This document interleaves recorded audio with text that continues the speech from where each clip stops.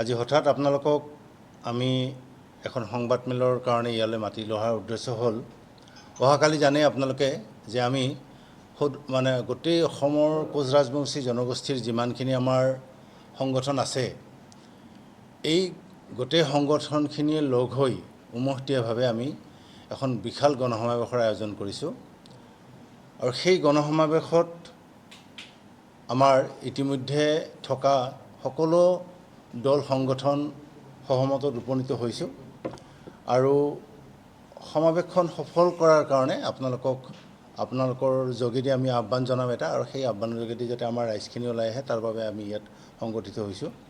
আজি আমাৰ এই সংবাদ মেলত উপস্থিত আছে KSDCৰ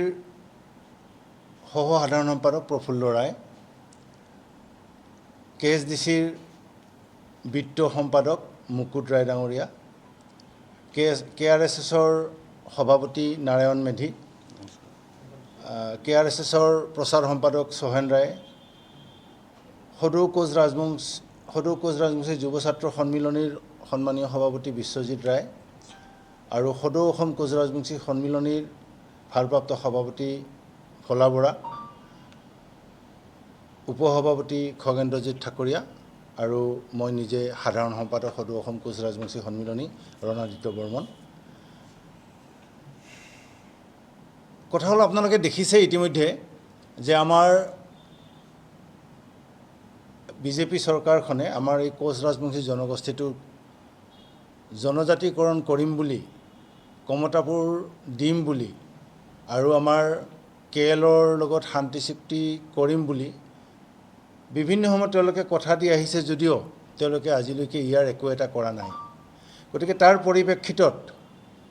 আমি অহাকালি 9 নৱেম্বৰ তাৰিখে আমাৰ পুলিচ ৰিজাৰ্ভ পথাৰত, যিখন বঙাইগাঁও মেনন হায়াৰ ছেকেণ্ডাৰীৰ ওচৰত সন্মুখত আছে, সেই পথাৰখনত এখন বিশাল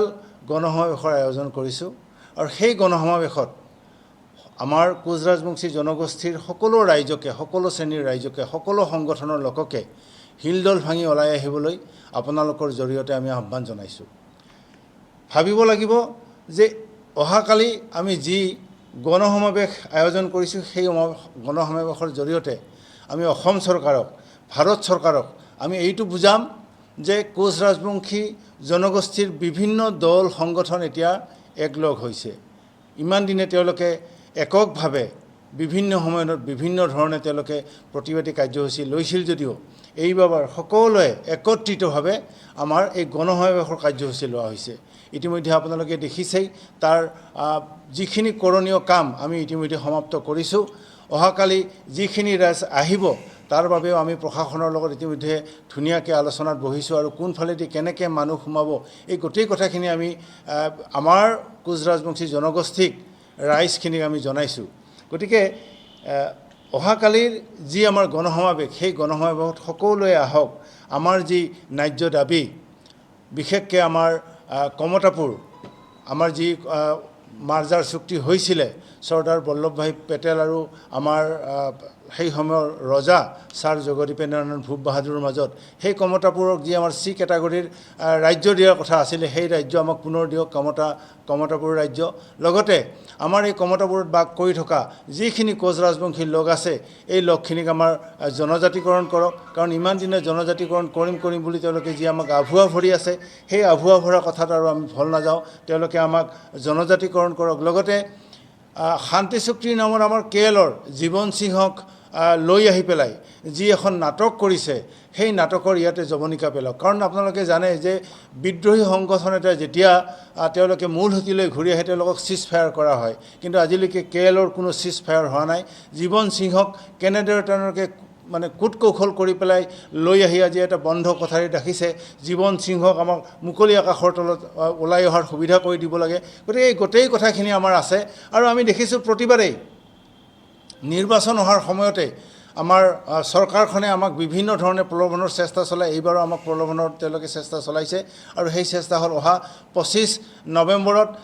বিধানসভাৰ যি অধিৱেশন হ'ব অসমত সেই অধিৱেশনত মডেলিটিৰ জৰিয়তে আকৌ জনজাতিকৰণৰ যি আন্দোলন সেই আন্দোলনটোক এটা বেলেগ ৰাস্তা দিয়াৰ তেওঁলোকে চেষ্টা কৰিছে আৰু ইতিমধ্যে আপোনালোকে দেখিছে আপোনালোকৰ সংবাদ মাধ্যমৰ যোগেদি আমি দেখিবলৈ পাইছোঁ যে চিচিটুৱা বা আমাৰ আদিত্য খাকলাৰী যি সাধাৰণ সম্পাদক আছে তাৰে যি আহ্বায়ক আছে তেওঁলোকে ট্ৰাইবেল সংঘৰ তেওঁলোকে আমাৰ এই জনজাতিকৰণৰ ক্ষেত্ৰত কিন্তু তেওঁলোকে যথেষ্ট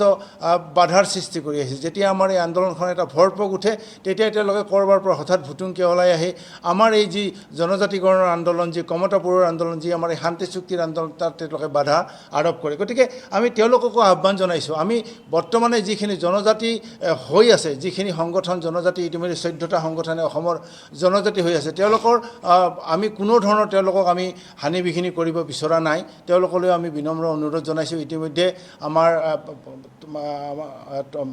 যি আমাৰ ইলেক্ট্ৰনিক মিডিয়াত টক হৈছিল তাতেও আদিত্য খাকলাৰীয়ে কথা দিছিলে যে হয় তেওঁলোকৰো কোনো আপত্তি নাই গতিকে সেই কথাখিনি তেওঁলোকে ৰাখিব লাগে তেওঁলোকৰ যি কথা দিছিলে আমাক টকৰ জৰিয়তে সেই টকৰ কথাখিনি তেওঁলোকে ৰাখক আৰু আমাৰ যি জনজাতিকৰণৰ যি আমাৰ এই আন্দোলনৰ গতি আমি 1967 চনৰ পৰা যি জনজাতিকৰণ বিচাৰিছিলোঁ ইতিমধ্যে আমি যিবাৰ 1996 চনত জনজাতিকৰণ পাইছিলোঁ সেই প্ৰক্ৰিয়াটো যাতে অতি সোনকালে অসম চৰকাৰে সুন্দৰভাৱে সকলোৰে লগত মিলা প্ৰীতিভাৱে সমাপ্ত কৰিব পাৰে লগতে কমতাপুৰৰ যি এটা গতি ইতিমধ্যে আৰম্ভ হৈছে আৰু যিটো ইতিমধ্যে আমাৰ মাৰ্জাৰ চুক্তি হৈছিলে সেই চুক্তিখন অতি সোনকালে সম্পাদন কৰে লগতে কেৰলৰ লগতো যাতে আমাৰ শান্তি চুক্তিখন অতি সোনকালে স্বাক্ষৰিত কৰে তাৰ আহ্বান জনাই আজিৰ এই সংবাদ মেলৰ আমি আহ্বান কৰিছিলোঁ মূলতে এইখিনিয়ে কথা গতিকে এই সংবাদ মেলৰ জৰিয়তে আমি পুনৰ আহ্বান জনাইছোঁ অহাকালিৰ যি আমাৰ গণসমাৱেশ আছে তাত সকলোৱে দল বল নিৰ্বিশেষে সকলো ৰাইজকে আমি ওলাই শৃংখলাবদ্ধভাৱে ওলাই আহিবলৈ অনুৰোধ জনাইছোঁ আৰু আমাৰ গণসমাৱেশখন সফল কৰিবলৈ আমি অনুৰোধ জনাইছোঁ অহাকালি আমি এনে আমাৰ যিখিনি জানেই যিহেতু যান বাহন অতি কম বিভিন্ন জিলাৰ পৰা যিখিনি মানুহ আহিব আমি ভাবিছোঁ সেইখন আমাৰ যিখন পথাৰ আছে তাত প্ৰায় 30,000 মান মানুহ ধৰিব 30-35,000 গতিকে আমি আশা কৰিছোঁ ইমানখিনি মানুহ হোৱাৰ এটা সম্ভাৱনা আছে ইয়াৰ উপৰি আমি যদি চোৱা যায় ৰাইজৰ যি আৱেগ হৈছে গণসমাৱেশসকলে ৰাইজৰ মাজত যি ক্ষোভ আছে এই ক্ষোভৰ যদি উদ্গীৰণ ঘটি কিমান মানুহ হ'ব সেইটো আমি আগতীয়াকৈ কোৱা টান তথাপিও আমি আশা কৰিছোঁ আমি যিখিনি ইতিমধ্যে ক'লোঁ যে 30-35,000 মানুহ হয়তো হ'ব বা তাতকৈ হয়তো অধিক হ'ব পাৰে কাৰণ যিহেতু মানুহৰ ক্ষোভৰ উদ্গীৰণ হৈছে দিম বুলি কৈ থকাৰ ফলত আমাৰ মানুহখিনি যি মানুহখিনিৰ মনত যি ক্ষোভ হৈছে আমাৰ অসম বেংগল বিহাৰ গোটেই মানুহখিনিৰ মনতে ক্ষোভ আছে সেই ক্ষোভৰ উদ্গীৰণ হৈ পেলাই কিমান মানুহ হ'ব তাক আগতীয়াকৈ ঠাৱৰ কৰা কিন্তু টান